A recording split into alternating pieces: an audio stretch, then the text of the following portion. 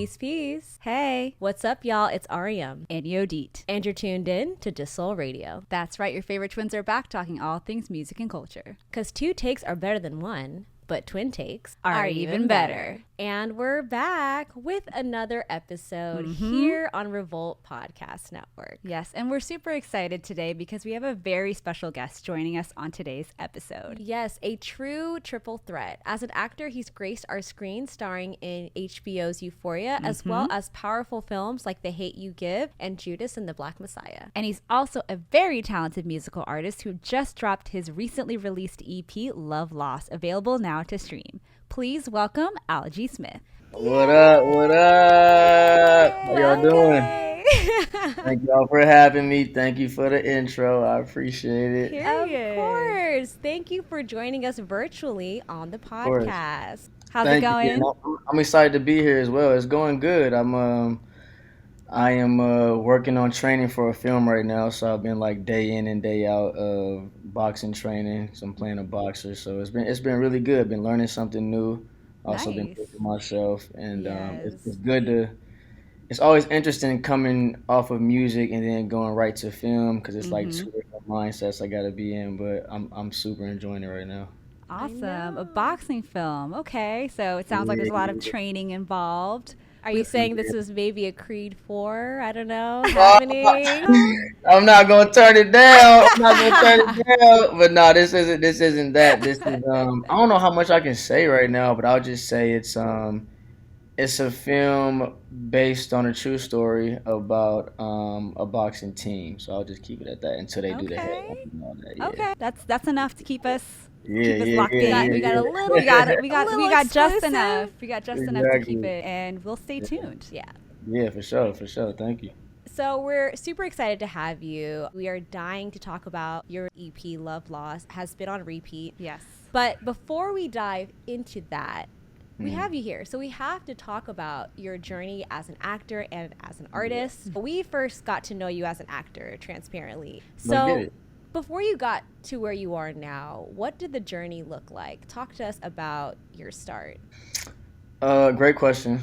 So before I got to where I am now, it's been a journey for sure. I was born in Michigan. I grew up in Atlanta.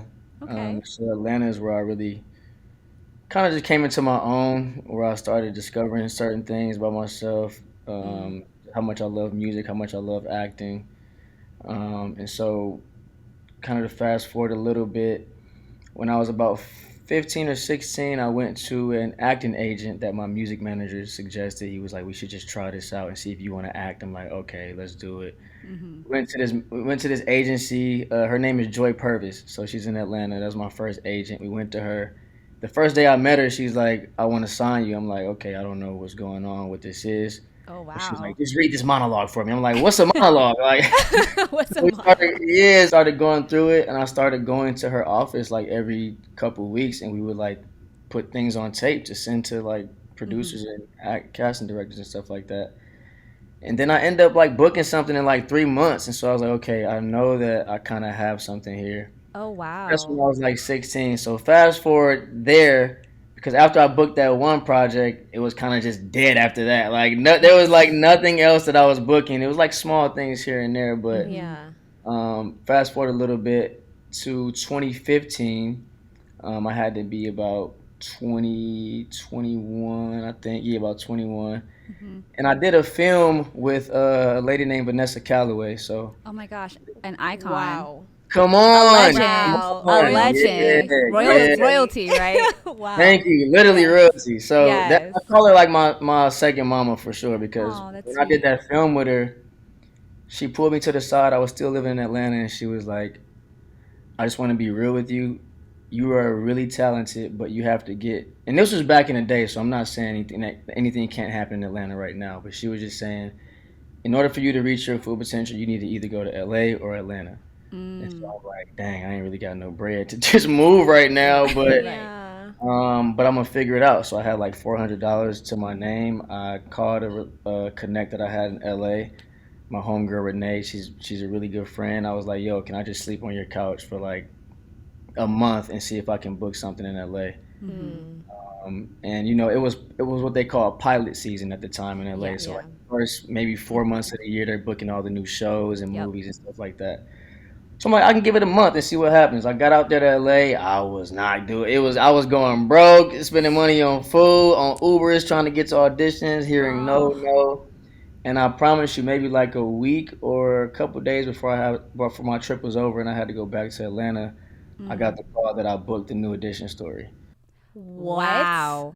That is insane to hear. Yeah, for sure. I can only imagine the challenges that you faced, but that's crazy that led you to that specific project. Yeah, it did. It was a total faith move, and I was raised like that. I was raised, in church. My mom really made sure she grounded me in knowing what faith is and God is, and just a higher power.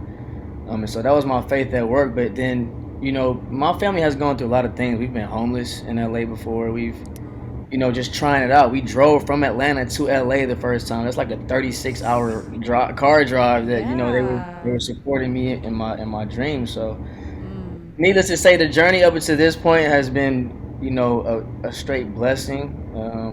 I just see a lot of God's favor through a lot of different things that comes my way, and so absolutely, amen. The journey's not over, but up until this point, it's been really interesting though. Wow, what a testament! Yeah, for sure.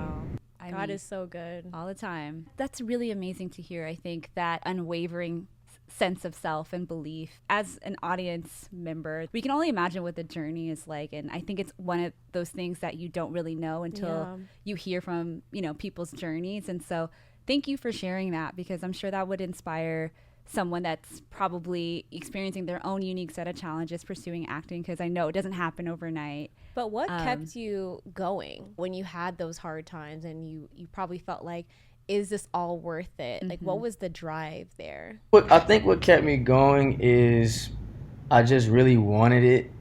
And I just feel like I've had a promise from God since I was younger of like what my life would be. And so I know that like through all of what I had to endure and go through, that at the end of the tunnel, like it was going to be some light. And so I think that my faith has honestly kept me going and what I wanted, not to sound cliche, but I just always had it in my head, like it has to work. Yeah. I feel like it really was kind of meant to be for you.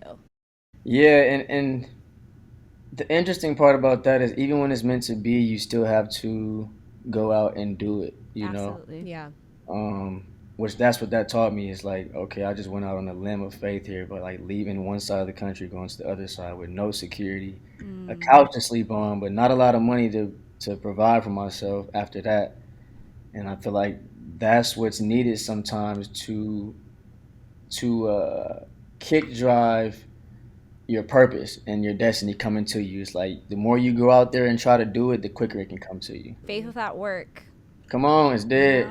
I appreciate you sharing that as well, because I think we live in a really interesting time where everything is very much rooted in instant gratification. So I think it's really important to share these kinds of stories to not only ground people in the journey, but also let them know that if they are facing challenges, it's not to be deterred or to give up. And I think it's also important to know, even when that your break happens, like life doesn't stop happening. Like you still have to go through different challenges on different levels that you're on, so I went through certain challenges after I started booking a lot of things that's just like, man, I thought this was over, but you still got to go through life. That's real. That's very real. But now we've seen you be a part of such great films, and when we look at your filmography and the projects that you've been a part of, the roles that you've played are super dynamic and really showcase your range. And so what we wanted to know was, when you're looking at a character, is there anything in particular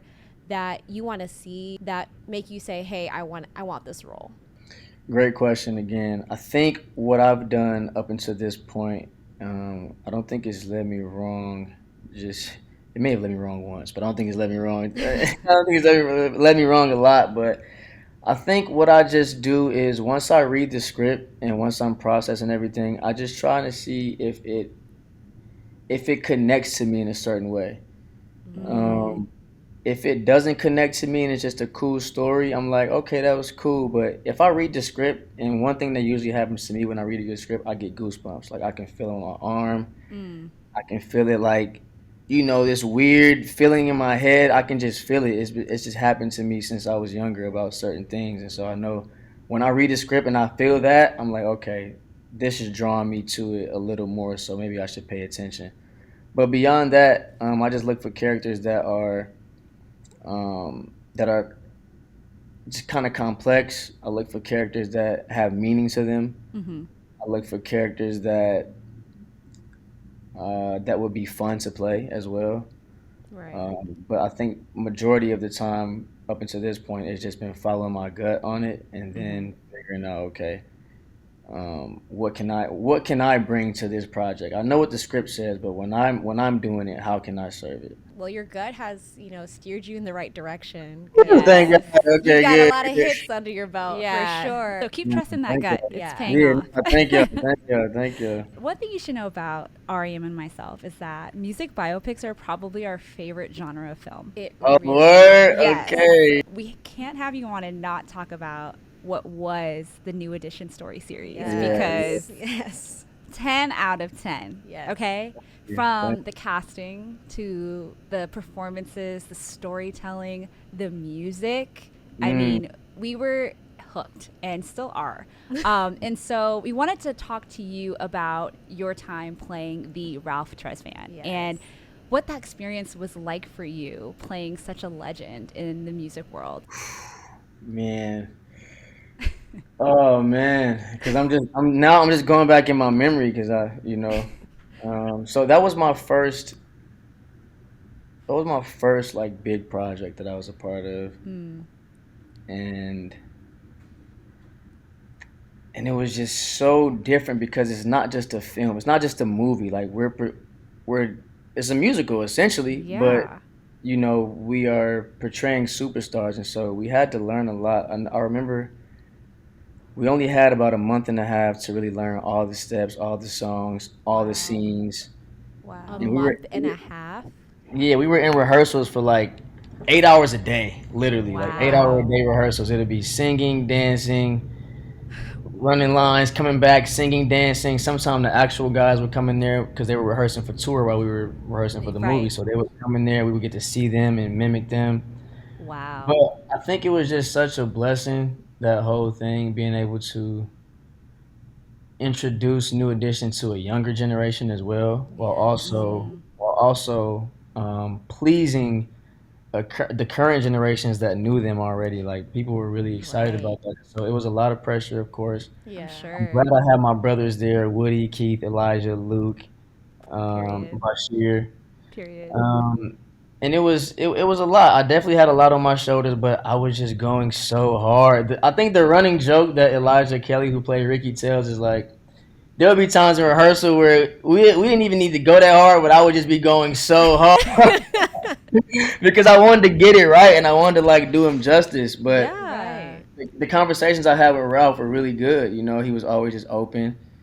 I found out he's a mama's boy, like I'm a mama's boy, like he liked certain things that I liked, and so we were able to connect on that. And so by the time we got to screens, to shooting it, I'm like, I feel like I am him, like I'm already living in it. We know these songs, we know these dances. Yeah. But that was just, I'm glad that introduced me to what I was getting ready for, because it was such hard work. And I'm like, okay, doing this, dancing, learning lines, and singing. Yeah. When I go to do another film, at least I'll be equipped and prepared, kind of over prepared. But yeah, that was a game changer. That was a life changer for me. I'm so blessed that I was able to do that. In the audition room, we had to sing in front of Babyface. We had to sing in front of all the New Edition guys. That's so crazy. Had to sing in front of all the BET executives, like singing, all that. Like they put us through the gauntlet. It was crazy. But, wow. So you really earned this role. Earned it. Yeah. And we have to say the casting of Ralph was perfect. I think all of the guys were casted perfectly. I mean, Luke, Elijah, like you guys you embodied New Edition. You guys truly did. You really did. It was so well done. Yeah, and it showed. It really showed. The effort clearly was there, and it really did show. And then on top of that, you were able to sing on it as well, correct? Yeah. We first of all, shout out to Robbie Reed, the casting director on that. We love Robbie Reed. Yes. I'm talking about so many classics that we just know in Black culture came from Robbie Reed. So Love it. she casted everyone in that. But yeah, we actually had to sing the actual Yeah. songs. And so during filming, what they would do is they would send us to the studio with Babyface and with his engineer, and we'd have to re-sing these songs, re-sing the New Yeah. Edition song from top to bottom. With Babyface like, no, that's not it. Redo it again. That's so much Oh pressure. my gosh, so That was cool, but it could be better. And we just in there stressing like. No, I can't even imagine singing in front of Babyface. Yeah, it was crazy. crazy. It was crazy. Even that though, even when I think about it and think back on it, that was even preparing me for different things in the studio as well. And so, yeah. we had to sing all that. So what you hear is our voices on all the. Yeah, I mean, the- one of our favorite scenes is when you guys are in the recording studio and you guys are reenacting the recording of Can You Stand the Rain. Mm-hmm. It's one of the best scenes in that biopic. Honestly, it was such a great sequence. It Yeah. was like, whoa, like you guys are taking us there. Yeah. You Come know? on, And Chris so Robinson. We love Chris that was Robinson, director. amazing. Come on. But also, it's a testament to the whole cast and your talent as a group. Yeah, we were on it. We felt the pressure for sure. So we were on it. We wanted to make sure we stayed on top of it and gave it our all because we felt it. Amazing. Now that you have some years of acting under your belt, is there something that continues to inspire you as you pursue this career? Great question. Thank you. I just always just want to get better, I think. And so I think that inspires me. Um, my dream for my family inspires me. My dream to leave my legacy inspires me a lot. My future kids inspire me a lot, even though they're not here. Generation. And they're not on the way either, by the way. They're not on the way either. Just to clarify. No. But yeah, I think consistently just getting better and proving to myself that I can get better inspires me. And yeah, I just I'll work at it. I'll keep going. So that inspires me a lot. Love that. Love that. Your upcoming film, psychological thriller, The Gates, which we are so excited to hear more about. The Gates is produced by Lionsgate and a studio by the name of Rebellion. Okay. So it stars myself, the homie Keith Powers, who played Ronnie in New Edition. Yes. And it stars Mason Gooding, and Mason he's the guy, like Scream, all this. Yeah, Mason is the guy. Yes. And so we shot that in Tulsa, Oklahoma. Ooh. In the middle of nowhere, really, and it was kind of crazy because while we were there, we got to go and see the museum that talked about the Tulsa massacre. Yeah. And just relive all that history, sit in it, feel what that was. It was a simulated museum too, so we got to actually feel certain, and hear certain things. Yeah, it was crazy. So super proud of The Gates though. That's a psychological thriller. It's really fun. It's a really fun movie, but it keeps you on the edge of your seat. Can you tell us a little bit about what we can anticipate, or is it one of those things where we gotta just? I can tell you a little bit. So I'll just say 3 young black dudes get trapped in a white neighborhood. They witness something happen, and they have to try and get out of the neighborhood. Ooh. But they're locked in the neighborhood. That's all I can say. That's a thriller right there. Yeah. Well, So it's crazy. It's crazy. Well, I think that's enough to get us hooked. So we'll stay tuned when that comes out this year. For sure. Thank you. What we also wanted to talk to you about in your journey of acting is you tapping into your producing bag. Thank you. What's that transition like, going from acting to producer, and what drew you to producing? The producing thing, I think the producing bug just kind of came to me because I naturally just, at being an actor over the years, I gravitate to great projects and great scripts. And so in my head, I'm just like, well, I want to bring great scripts to the market and to the world, and I want to bring great projects and put my name behind it as well. And so then, just the entrepreneurial spirit in that, and just understanding where I want to be, where I see myself, I'm like, it's a no-brainer. It's the perfect time. And so I am working on producing a film, a Japanese horror film right now. Working on producing a baseball crime drama. Wow. Working on producing a superhero project, and then Oh, there's one more that I'm forgetting, but yeah, I got my foot kind of heavy in there right now. Okay. Well, loving that you're not only producing, but you're producing different genres and subgenres of film. So that's Yeah, exciting to hear yeah, too. yeah. Thank you. I appreciate that. So, when you get into this producer role, what is it about a project that excites you and compels Mhm. you to want to get involved and want to see a project through? Mhm. Um, what excites me is again, I'll go back to it. It's whatever's on the page. Okay. Yeah. If if I read it, or if I even if there's not a script done, but you could just give me a log line of what this story is about, Mm-hmm. and if that log line hits me to a point where I'm like, yo, that's crazy. I actually want to. I'm more interested in that, and I think Okay. that's what sparks it. The creative part of it sparks it for me. And then sometimes it's who's on the project as well. Yeah. So if it's somebody that I want to work with that I really respect, and I see that they're working on a project, then I like to be in that company because I respect them. So I think it just depends. It's case by case, but majority of the time, it's what's on the page or what's being pitched that really connects me or hooks me. Awesome. Gotcha. It probably is a mix of things that draw you to different projects, but it's so cool. And it's like you mentioned earlier, your gut has been proving Mhm, yourself right. So mhm, it's mhm. exciting to see you tap into your gut when it comes to Yeah. producing as well. Yeah. Yeah. And so I guess while we're on the topic of switching gears from in front of the camera to behind the camera, is there ever a world where you'd want to explore directing? Mm. Yeah, definitely. But with the directing thing, I don't know. And I'm gonna be very transparent right now. I feel like I may be holding myself back. Mm. Um, I've had a couple people tell me that I should direct something, and Okay. I just don't feel like I'm there yet. I just don't. I understand what that is, and I understand how precious that is, and sometimes, a lot of times, that can either make or break the project. Mm. So, although I know what looks good and what's supposed to be there and what's supposed to happen, I think I'd want to do a little bit of studying from a director's point of view first. That's real. Yeah. Just kind of go through and see just go through the basics and like take it back to school kind of and kind of just really understand the mindset and understand the discipline of that craft before I Right. just jump Yeah. in. And like I said, I could be holding myself back, but I just want to give it that due diligence that it deserves. Yeah.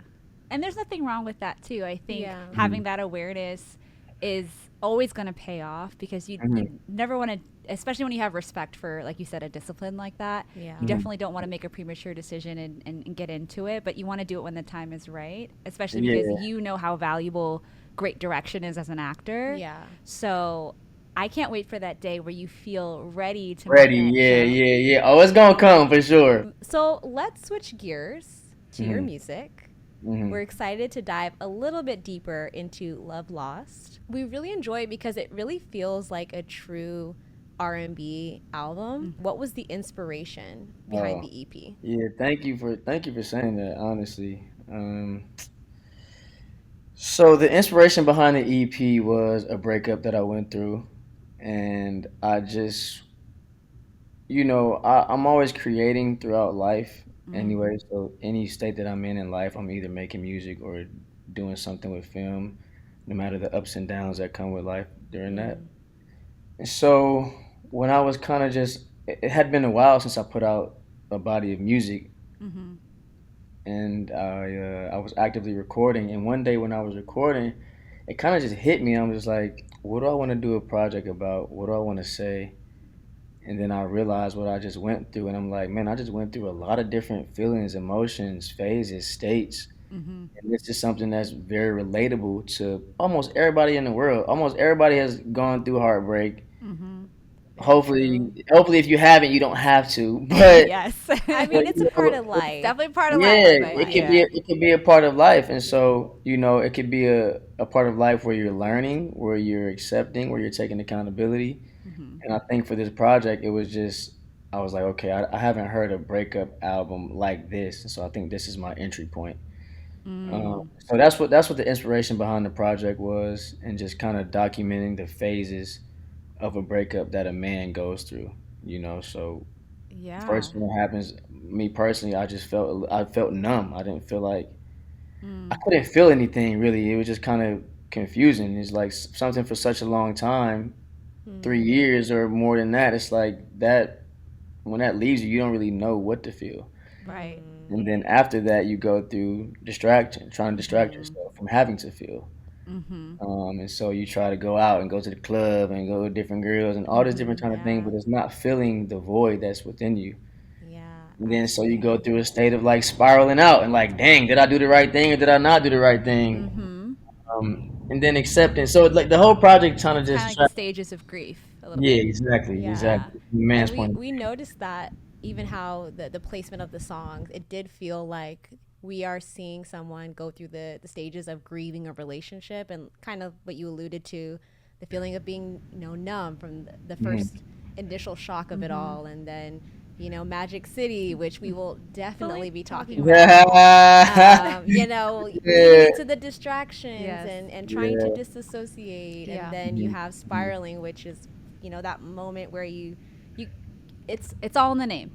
It's all in the exactly. name. Yeah, And so yeah. what we love so much about the different songs is Okay. that we cover on these different themes. And so I think that's what makes a good R&B album. Like, yes, it's rooted in heartbreak, and we're sorry that you had to go through this, Thank but you. you were able to create this body of work Yeah. that is really, really strong. And yeah, we lean into that yearning and the pain of it all, and the transparency and the the vulnerability regret. and the regret. Like, all of Yeah. these Yeah, themes really do yeah. come to life in the project. It's interesting because a lot of artists that have been in the same position as you, they create art in a way to heal through the trauma of a relationship. And so one question that I had for you is, when do you know when you're creating art as therapy to then transition to, okay, let's make a fully fleshed out project that I'm now ready to share with the world? Hmm. Great question. I think in this specific case, it hit me maybe about 3 songs in, randomly just recording. And then I realized, oh, when I listen back to these few songs, it's actually telling a story, it's painting a picture within itself. And so then it just kind of hit me like, oh, okay, this is a project. This is what I need to talk about. So I think for each person it may be different, but for me that's what happened. I just went into recording my feelings, and then it hit me. Then I was able to conceptualize it of what it was supposed to be. Yeah. It feels like the structure is there. I mean, I don't know if you were doing it intentionally, because obviously you were going off of the feelings and just releasing, but the structure is what we keep going back to. It's so well laid out. It really clearly is telling a story. And if somebody's going through a breakup in their own right, they might relate to what you're singing about. Yeah. You know, it might Exactly. hit them a little bit deeper. Yeah. Exactly. So Exactly. I feel like you've struck a really nice balance with this project. Yeah. To Dang, kind that's of really give good to hear. listeners everything. You know. That's so good to hear. Yeah, that's Yeah. so good to hear because that was the point going in. You just you have intention on what you want it to be, but when it connects with people and they get it, it's like, oh, okay, yes, we did it. So that's good. Thank y'all. Was there Mm. any topic you were kind of apprehensive touching on or releasing into the world? And if so, what gave you the courage to essentially put it out there? Yeah, so the topic and just the whole idea and not really even the idea, the whole meaning and truth behind the project is that the breakup was my fault, and so even just putting that out to the world and exposing myself and my flaws and how I was just selfish at the time when I was choosing myself over the relationship. I didn't want to put that out at first. I didn't want to be like, oh, because I'm just like, man, I ain't trying to tell everybody all my business. But I think Yeah. that's what made it in my mind when I was doing it. I'm like, no, bro, this is what's gonna make it the most relatable when you be the most authentic and the most honest that you can be. Yeah. And so I think that was just the goal for me. So I think recording the way it goes was one of the most vulnerable sessions on the project uh, because I really had to let it go. I had Yeah. to let what was go in that song. Yeah. And that was really tough. Also recording like the spiraling intro was really tough. Yeah, I was gonna say, I felt like you kind of gave us an inside look into what you were going through real time. In real time. Yeah. It felt very like Okay. in real time. Yeah, and that's what I was saying. It's like I had to be really, really, very real on that part and say, no, I'm the cause of this pain. I broke your heart again. You know, I said I would never do that again.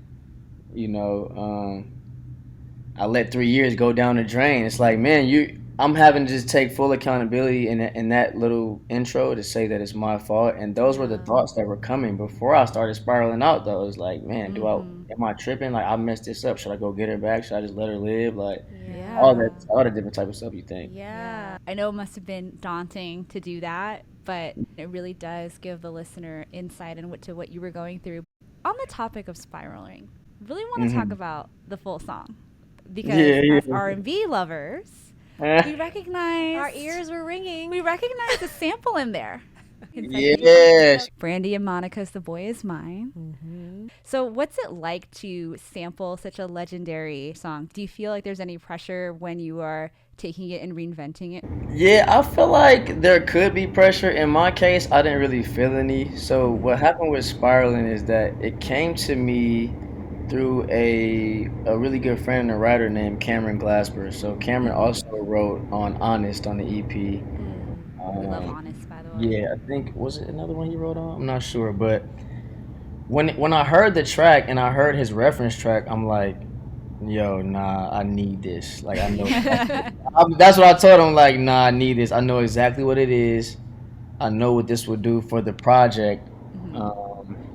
And so in that case, it was just making sure that vocally I made sure I needed to do what I needed to do. Yeah. Because you are taking something that's already so special and so legendary and you're flipping it. So there wasn't too much pressure because what I heard from what had already been created just sounded like this was it. So I think the pressure that happened was on me just performing the right way for that. Yeah. Because I'm like, I don't want Brandy and Monica to hear it and be like, oh, this is trash. And Rodney Jerkins. So Rodney, thank God, Rodney Jerkins was the one who helped get it cleared. Like, he helped get the record cleared. So when that happened, I was like, wow, so he likes it. So thank you. Good. Oh my gosh, that is so validating. Yeah. To know that he helped you get this cleared. Yeah. I'm like, y'all can't tell me nothing now. Yeah. That means he was in support of spiraling. Thank you. Yeah. And we went through months and months of trying to clear that song. It was a lot. I can imagine. We almost thought we weren't going to be able to put it on the EP because we hadn't got it cleared yet. Yeah. I mean. Yeah. I mean, I was literally low-key flying across the country to get that song done, to get that song cleared. I flew from Atlanta to Connecticut because I heard Monica had a show up there, so I was trying to get backstage and talk to her. Yeah, she was performing there, and I'm like, maybe if I talk to her, she can talk to whoever else and help me clear it and all that. And, so it was just a journey to do it. But again, it was like not giving up. I know what I want it to be. Yeah. And to the last second, it was like 2 weeks before the EP had to be turned in. I'm like, thank you, God. Like, thank you. Yeah. Well, it worked out. And it worked out great because that's one of our faves. Yes. And it really paid off. Your hard work really paid off. Thank you. The flights paid off. Yes, the flights paid off. Again, there's a theme here, the unwavering, belief that you're going to get it. And so fact. It paid off. Fact. So let's talk about one of our faves, Magic City. Come on. Wow. But I tell you, that song is on repeat because the production and the melody on that song is infectious. Yes. Like, I can keep playing it over and over again. It's so smooth. It's I mean, it's a vibe for sure. Definitely. What was that like building out that song? That was a really interesting session because it was let me close this so it's not giving too much sound. It was was it my first or second time working with Will? I think that was my first time working with that producer. His name is Will Leong, my guy. And when I got in there, he was just like, what do you want to make? And I literally told him, I said, I just want to feel like I'm in Atlanta. I want to feel like I want the music to say Atlanta to me. I want the vibe to speak Atlanta. I want the words, the lyrics to remind me of Atlanta, because I hadn't had anything like that for the project yet. And I'm like, being that Atlanta is so ingrained in me, I have to have that. I have to have that. Have to have that present in the project. Right. So he started the beat, and I'm just like, yes, I feel like I'm in the A right now. And I think we just it started with the verse. I think I just started humming the melody, and I was like, I actually said the line. I was like, pull up on AM on your side. He's like, bro, that melody's hard. Yes. So I did a scratch vocal of that, and then when it got to the hook, I'm just like, it needs to go up. It just needs to it needs to go up, but it needs to be sexy and feel kind of sensual. Yeah. So me and him crafted that record together, and then we later on down the line, we brought my boy Joseph Lemercier in there, who's a really great writer, and then he helped us kind of put a couple different words in the verses just to make the song that much better. Yeah. I'm just like, yeah, that song right there, and I get y'all, because when I listen to it, it does the same thing. I'm like, we're like, wait, this is a vibe, because you can definitely turn up to it. You could definitely cruise to this. I hear it like driving. Yeah, like, it's just a great song all around. You could probably hear it at Magic City. Yeah. You know, a song with different purposes. Yes. Okay, she can do it all. She can do it all. She can do it all. We have to talk about honest. Yes. Because let's be honest. That song is another bop. Okay, and you cover off some interesting themes on that song. It's really all about true transparency. Yes. But I'll let you unpack that song with us. Yeah, so Honest came, again, this was my first time. It was my first time working with Cam. This was my first time working with the producer, Chris Riddick-Tynes, my guy. Amazing producer I'm talking about. He just did Kalani's Folded joint. He did Chris did a bunch of stuff. Chris has done a bunch of stuff that I'm just blanking on right now, but the GOAT. Yeah. And so it was my first time in the session with those two, and the same thing. Chris just asked me what I wanted, like what I wanted to feel, and I just told him I want some bounce. And I told him I just want something that I'm not sure exactly how I described it, but he started cooking up the beat, and myself and Cam just started writing that. And to me, with that, just in the moment that I was in with that, was coming from the previous stories in the EP and everything that I went through in the last situation that caused a breakup. I'm like, I don't want to go through that again. I don't want to go through having to feel like, oh, you got to sneak around and do this and do that, because grown men don't have to do that, you know? Right, yeah. And so I'm just like, you know what, let me just actually try and do better for myself, try and be better, first of all. And then let me just be completely honest about where I am in my life right now. And, you know, and if someone can accept that, understand that, they can. If they can't, they can't. But that was a big moment for me in the project, because it's like coming, and when you hear it on the project, it's the second to last song, because you're leaving the breakup, you're leaving everything that you were doing, and then you're trying to turn over a new leaf at this point. Yeah. And so yeah, that was Honest is one of my favorite ones too. Yeah. It's a real thing. It's a real And it doesn't, in my stance, I wasn't saying like, oh, I'm gonna be a dog, so it's that. I wasn't saying. No, it's like there's it's growth like, there. This is where I am. This is kind of how I think about what it should be. This is what I went through. This is how I would like to proceed going forward. So there's no games or anything up front. You just laying it all out there, being transparent, being honest. What was something that surprised you about yourself when you were creating this EP? I think something that surprised me about myself when creating this was the storytelling aspect of it, and how I was able to creatively weave in and out of the tracks with, you know, these little things at the end of the track, or the story connecting it to it.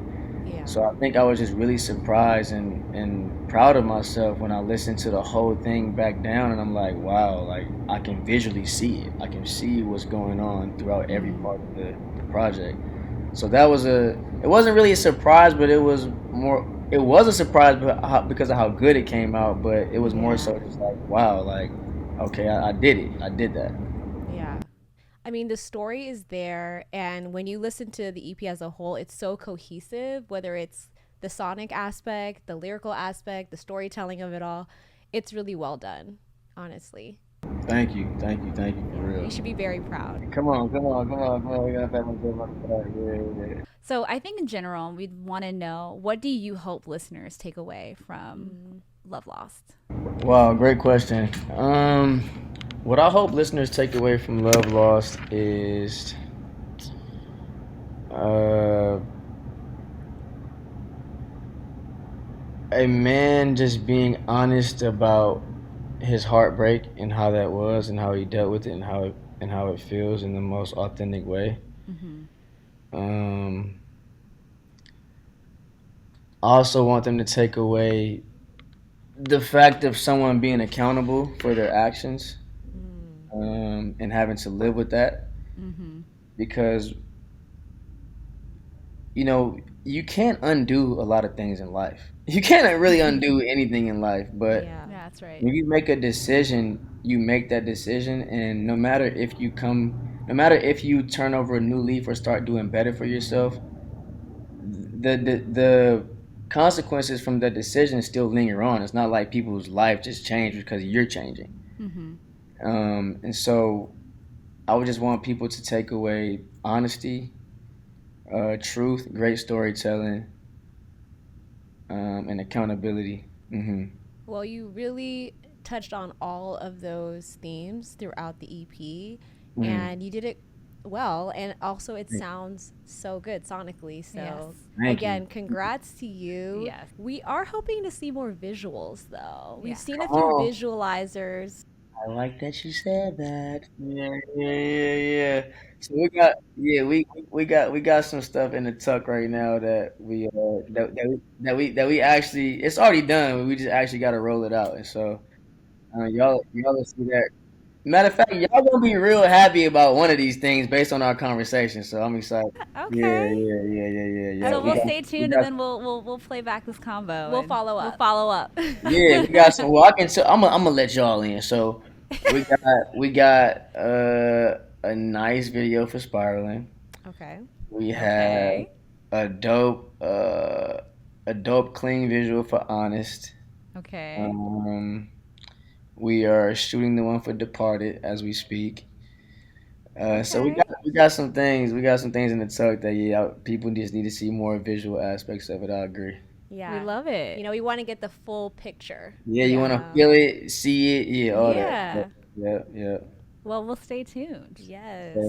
Say less. So, what is next for Algee? What is next for me? I got a couple films coming out. So like The Gates that I have coming out. I'm working on this boxing movie as well, which should be out sometime next year. I have the second musical project already done. And so Okay. So Someone's been working. Yeah, that's already wrapped up, and so I just gotta give it to y'all, give it to the world. But so that's next, we're ready. Next is real, the next musical project. Myself on the stage a lot more, doing shows, and just kind of continuing to build out what I see my trajectory as, and it's just very high quality film projects, very high quality music every single year. So I want you to see me on your TV. I want you to hear me on your playlist. And I want it to be, once I get off a tour from selling out arenas, I want to have to go to set to do a huge film. Okay. And once I get off of the press tour for doing set, I want to have to go back to the studio to record the next album. Yes. So I think that's what's next for me, is just continuing on that and continuing to show up for myself and show the world that I really do both of these things at a very high level, and just continue to push that line. Yes. Amazing. Well, from what we've heard today, it sounds like your gut has been serving you right. Yes. Come on, and you're very you're consistent with that unwavering belief and commitment to a goal. So based off of what we've heard today, the possibilities are endless. And come you're on the on, right track. 1,000%, 1,000%. Thank you. But Algee, thank you so much for taking the time to chat with us. Thank you. On the podcast today. If you want folks to keep up with you or listen to you, drop your ads, your websites, all of the things. For sure, yeah. So you guys can follow me on pretty much all socials. I'm on Instagram is at it's Algee, ITSALGEE. Twitter is the same thing. Snapchat is Algee Smith. YouTube is Algee Smith as well. Facebook, Algee Smith as well. It's pretty easy to get to me. Pretty easy. I love that. Pretty simple, consistent. And then algeesmith.com is cool too. Amazing. Again, thank you so much for taking the time to chat with so us. We much. really enjoyed getting to know you a little bit better. Yes, it was a great convo. So thank you so much for your time. So thank y'all for y'all's time too. I really appreciate it. Thank you for the thoughtful questions and just you're welcome. Care about the project. That means a lot to me. So thank y'all. No problem. No problem. It was our pleasure. For sure. And that wraps up today's episode. If you like what you heard, you can keep up with us on our socials at DEUXSOL. That's at deuxsol. You can watch us on YouTube and Spotify, and you can listen to us on Revolt Podcast Network, Spotify, Apple Podcasts, Amazon Music. If you can hear it, we'll be on it. And till next time, guys. Peace.